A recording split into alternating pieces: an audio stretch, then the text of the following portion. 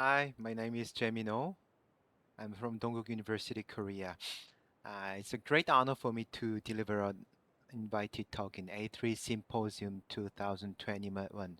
But I'm sorry that I am obliged to deliver a talk in this kind of video type because I'm moving for business trip, and coincidentally, my schedule and business trip is colocalized. Today, I'm going to tell you about simple but powerful coating of inorganic nanoparticles on polymer matrix through deep coating for enhanced anti-biofouling medical devices. First of all, I would like to talk about the inorganic materials I used in this anti-biofouling coating. First one is Smactite Clays. As most of you already know, clays are naturally founding materials, and they have layer by layer structure. And usually, this kind of phyllosilicate, aluminosilicate, has substituted structure. For example, the aluminum replaced by magnesium or silicon replaced by aluminum makes permanently negative charge on the layer and interlayer cation between the layers. And this kind of smectite clays have layer by layer structure, so it has highly anisotropic structure. And these smectite clays are widely found in nature, which means that they are stable in chemical and physical point of view. And then they are already utilized as medicine. For example, this is a Korean medicine called smecta. It's a kind of antacid. When you have too much acid in the gastric system, you can take this smecta, and they can absorb protons to relieve your stomach ache. So like that, the smectite clays are already utilized as medicine, so they are safe. So this is a kind of candidate for the anti-biofouling candidate in medical devices. Another material is layered double hydroxide. In fact, in this study, in this current contribution, I will not much emphasize on layered double hydroxide, but basically, I'm very much interested in this material, so I'd like to introduce what the LDH is. LDH is nothing but mixed metal hydroxide. Usually, they follow the structure of magnesium hydroxide, brucite, and the substitution of divalent metal for trivalent metal for divalent metal makes permanent positive charge on the layer. It's, it's in a reverse case of smectite clays. And there comes interlayer anions which stabilize layer by layer structure. Lead double hydroxides is also referred to as anionic clays, and they are also naturally found. And a little bit different from smectite clays, it has a simple structure, simple chemical structure, so it is easily synthesized, which means that it has high accessibility in materials fabrication. And then let me introduce why I became interested in medical devices. There exists a medical device called tracheal tube. Tracheal tube is a tube implanted to airways of a patient to assist respiration. Serious patient in emergency room often get a hole in the center of neck, and the doctors put the tracheal tube through that hole to assist their respiration. It is widely utilized medical device, but they have some problems. Usually, the airways have some mucuses, and the attachment of sticky mucus on the surface of inner lumen of tube result in blockage of airway. So in clinical case, tracheal tube blockage is often observed within a week. Within a week, there was blockage, and patients are suffering from the respiration problem. So the airway blockage induces lethal problems such as brain damage and death. Even though the doctor found the tracheal tube is blocked and they can remove it and put another one, this kind of frequent renewal of tube is a big economical load to long-term patient. So we'd better make um, make tracheal tube which is far from sticky mucus blockage. So it's a kind of urgent problem in operation room or emergency room. So you can see that the new product is very clean, but within a week or 2 weeks, the inside of the tracheal tube is blocked by mucus. So enhancing period of use minimize patient suffering and economical burden. And how we can expand the period of use. Anti-biofouling function inside the tube can decrease possibility of tube blockage to prolong period of use. At this point, I didn't have any idea on medical device. So first of all, I bought some tracheal tubes and analyzed by myself. It is a tracheal tube produced by company S in Korea. And I cut it tube and opened it and investigate SEM, AFM, FTR, and etc. And I found that inside the tube, it is very flat. As you can see in AFM, there are only small variation in surface roughness. Generally, it's very flat. And according to the, the elements found in SCM EDS, it is expected that polytetrafluoroethylene, the Teflon, is utilized in as an inner lumen. Teflon has very low surface energy. It means that it is intrinsically free from fouling. But in clinical case, it has many mucus stickage. It means that biofouling is very serious. And the physical property of this material is very smooth, has smooth surface. So I could conclude that single material without further surface treatment is used for this tracheal tube. So the material itself is free from biofouling, but clinically there comes blockage and biofouling, and I'd like to make solution like that. The commercial products has materials like silicone, Teflon, and PVC, which already has low surface energy.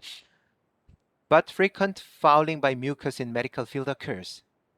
It's biofouling, severe and very strong biofouling driven tube blockages. Currently, the troubleshooting is like that. Physical cleaning. Here, like that. The tube inside the tube, the mucus blockage is cleaned by a brush. But it can make secondary infection or frequent cleaning and renewal of tracheal tube is a big pain for patients. So I'd like to give a novel troubleshooting of surface treatment, surface roughening treatment, which is known as Lotus Effect. So modification of inner surface for anti-fouling fabrication, anti-fouling shape will reduce the fouling and prolong the use of period of use in tracheal tubes.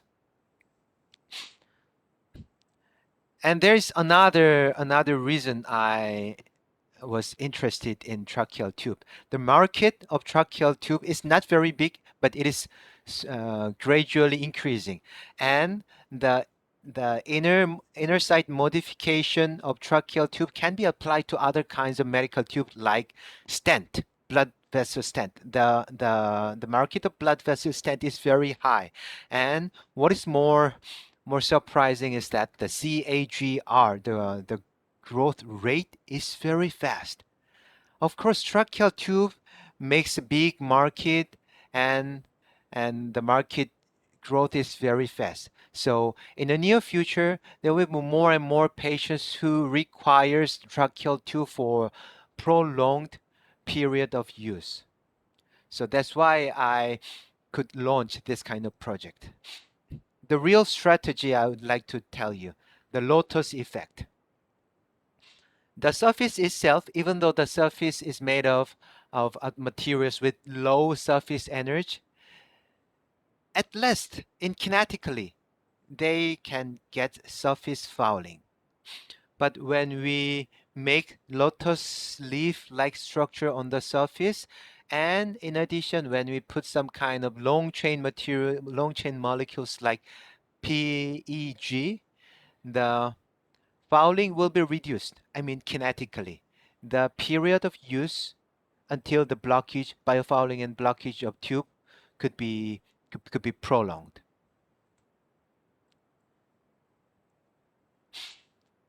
So how we can do it? So there are many different strategy and novel strategy to make surface patterning. But we have to remember at this point that medical tube, like tracheal tube, is not very expensive. It should be applied to every kinds of patients. So we have to think about the economical way. For example, lithography and stamping method is one of the best known methods to make um, the homogeneous patterning and to reduce the surface energy. But those kind of methods cannot be applied to the medical tube directly due to the high cost. Here, I'd like to introduce simple coating like deep coating, spray coating, or casting. Casting is a little bit different, but if we succeed to make um, surface roughness on the tube by deep coating or spray coating, it can be directly applied to film as well as tube. So, first of all, I choose a film made by polyurethane because polyurethane is one of the generally utilized material in medical tube. And I start coating on the polyurethane film. And then in order to make surface roughness, I utilize inorganic particles. Isotropic particles like titanium dioxide, because titanium dioxide is widely utilized in medical field and cosmetics. And anisotropic clays like Smactite clays and layer double hydroxide. And I mix them with polyurethane binder to make coating agent. Then the polyurethane film is the surface is coated by these coating agents, either by deep coating, spray coating, or casting. After hardening, I expect the surface has been roughened by the existence of these kinds of inorganic particles. And here I will call it as a pattern film, even though it is not homogeneous and regular patterning. Before starting the experiment, I should check the biocompatibility of materials. For example, polyurethane binder is very inner to biological system. And the IC50 value at which the cell proliferation reduced 50% is more than 3000 microgram per milliliter. It's very high value.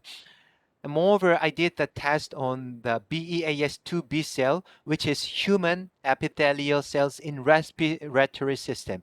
This is the cell exactly which will exactly meet the tracheal tube. And also I tested the IC50 value of various inorganic particles like titanium dioxide, bentonite, montmorillonite clays, lead double hydroxide with different particle sizes. And here, lead double hydroxide was excluded because their IC50 value is somewhat small. It means that it has some possible toxicity on the respiratory epithelial cell. But polyurethane, clays, and titanium dioxide is good. Are compatible to respiratory epithelial cells. So I utilize this kind of combinations. And then I coated the surface with deep coating. In fact, I did deep coating, casting, and spray coating, but I found that only deep coating is the best way for homogeneous coating and roughening of the surface. The condition is like that. I utilize polyurethane binder of 35% solution, and I utilize 0.5%, 1%, or 10% of inorganic particle suspension, and then mix them together. And the dipping speed was 0.05 millimeter per sec. And after dipping and withdrawal, I harden the surface coating at 100 degrees Celsius for 30 minutes. The polyurethane binder is dispersed in water, so 130 minutes is enough time to evaporate the water and harden the network on the surface. Here, this is an interesting data of AFM. The polyurethane film itself is very flat. The surface roughness value RA is only 3.8 nanometer. But after bentonite or morillonite clays or titanium dioxide coating, you can see some particles are attached on the surface, and the surface roughness values increased more than twice. It means that deep coated film showed increased pattern surface of the inorganic particles. And then I checked the stability of coating layer by pencil hardness test. This pencil hardness test is the officialized method suggested by ASTM method. And the films has pencil hardness higher than B. As you can see here, the pencil hardness starts from 9B for the smoothest one, softest one, and 9H for the hardest one. And they exist in the center, so it is quite stable. And the coating thickness is also important because when the coating thickness is very thick, and the film is flexible, the coating layer can be brittle. But fortunately, the coating thickness was only 9 micrometer or 8 micrometer. So thin film was also possible with deep coating. And then I checked water contact angle to expect the surface energy reduction. And as you can see here, MMT, the clay coated one, and titanium dioxide coated one showed higher water contact angle than polyurethane film itself. Here we have to note that polyurethane is hydrophobic and morillonite and titanium dioxide is hydrophilic. In spite of the hydrophilicity of morillonite and titanium dioxide, those particle coated film has higher water contact angle on polyurethane film. It means that the surface roughness, surface patterning, physically influenced the surface energy and anti-biofouling effect. So we've got to know that the surface was well obtained with surface roughness and possible anti-biofouling effect. So we try to measure the anti-biofouling fouling property. But unfortunately, there's no officialized methods to estimate anti-biofouling. So we invented ourselves. Here we utilized a sticky protein of mucin or soluble protein of albumin.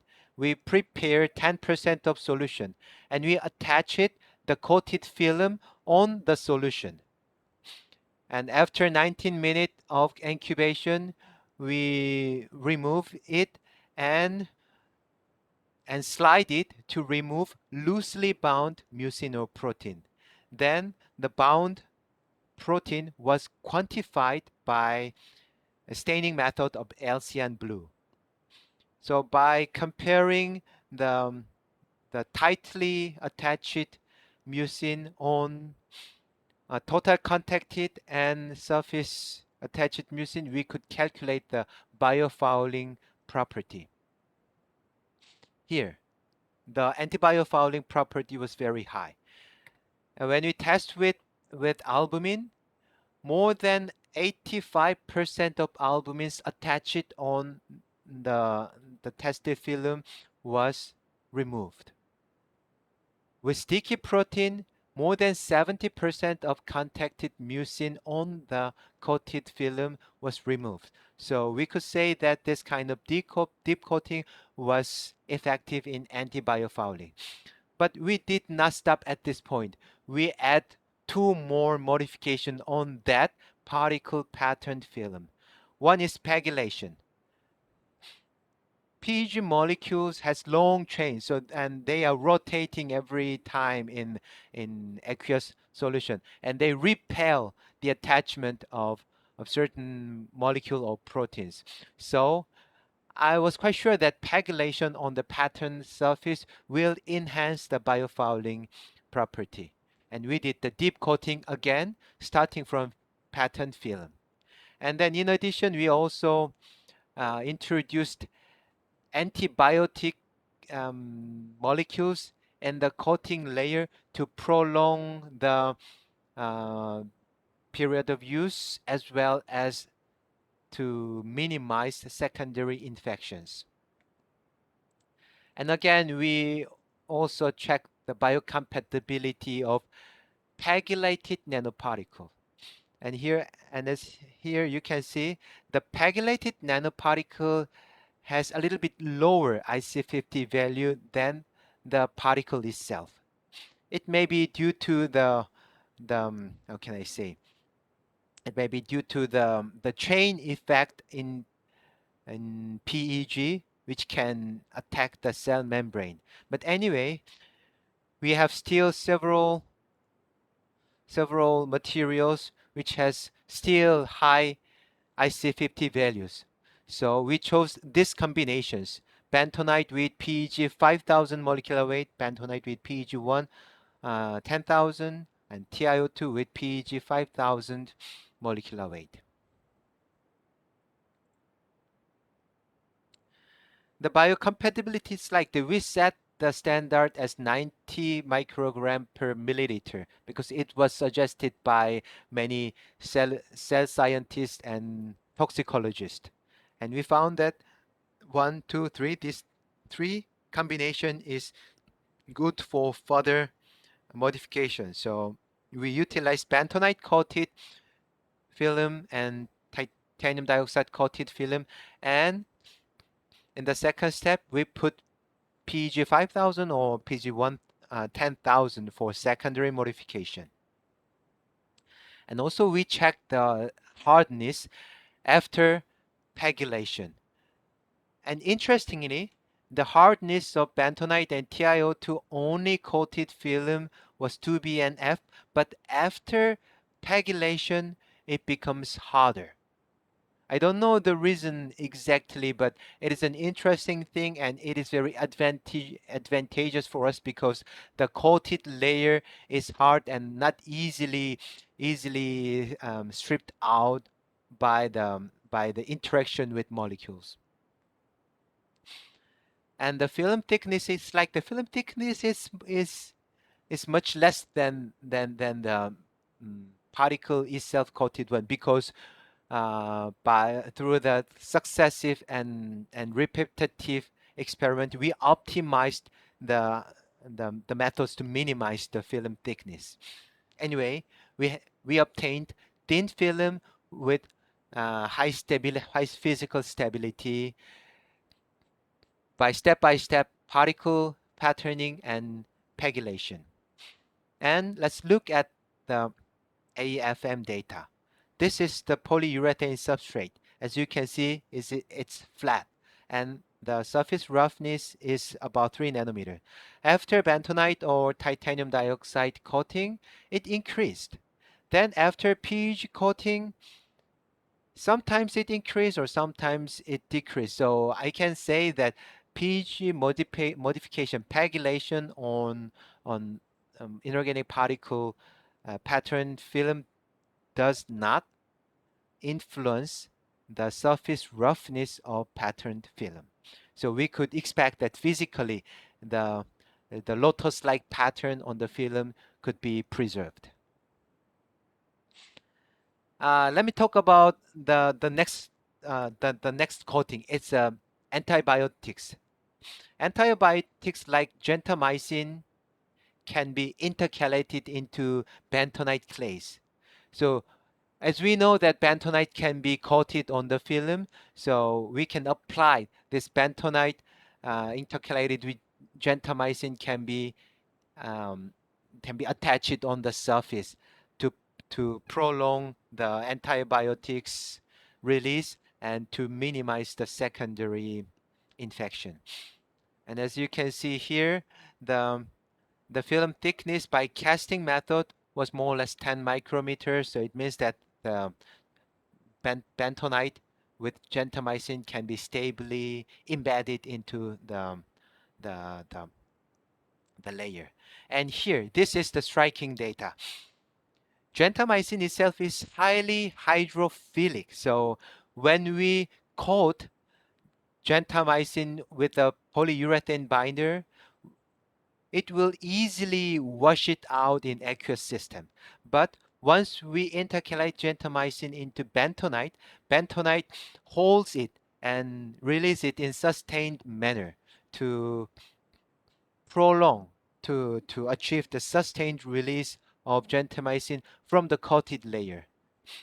So in order to prove this, I put both films, gentamicin only coated film and gentamicin bentonite coated film, into PBS, phosphate buffer saline, for 1 day, 3 day, and 5 day, and then get out and do the colony forming assay. And the colony forming inhibition of gentamicin coated film decreased dramatically, but gentamicin bentonite was preserved, which means that gentamicin is constantly provided from the coated layer. Okay, let's go back to anti-biofouling way. Anyway, I coated the polyurethane film with inorganic particles, and then pegylation was carried out on the surface. And this is really striking. When we put the particle only, it has 70% of anti-biofouling property, but after pegylation, it increased more than 10%. It's all the same for titanium, 10% coated one, 1% bentonite coated one. So we can say that pegylation can enhance the anti-biofouling effect of particle pattern surface. And then at the next step, we applied this film-based technology to tube and did the same characterization. The hardness was quite okay, and the film thickness. After coating the tube, we cut the tube and see the cross section by SEM. It's only 4.7 micrometer. It's very thin film coated inside the tube. And then we tested the toxicity according to ISO method. The cellular test showed only 28% of cellular reduction, which is acceptable, and this result was reproduced by different kinds of institutes. And also with the skin irritation test from the dissolution of tube, dissolution of water, and dissolution of saline, or dissolution of cotton oil. And there is no irritation according to the Magnuson and Kligman standard. And the point was 0. So it means that it has no irritation on skin. It's highly biocompatible. And then we check the anti-biofouling property. Different from film type in coated tube, we soaked tube into a mucin solution and check the attached amount, comparing with the non-coated one, and it has more than 80% reduction. And this is the result of comparison with commercial products. This is the medical tube of company T, and this is the medical tube of company S, and this is our tube. It shows much higher anti-biofouling property. And we invented another way. It's a kind of flow method, circulation method. The inside of the tube is consistently flowed by mucin solution. And then after a period, after 7 days of circulation, we check the amount of materials inside the tube. And it's also similar. Compared to uncoated one, about 90% reduction in attached mucin was obtained. And comparing with the commercially available medical tube, our tube showed really high efficiency in anti-biofouling effect.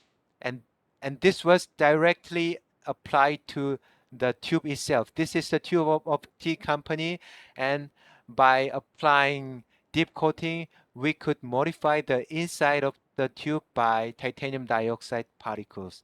So currently developed coating methods can be successfully applied to the commercialized products, which means that this technique can be put at the end process of usual medical tube processing to enhance the performance of medical tube. Thank you for your attention.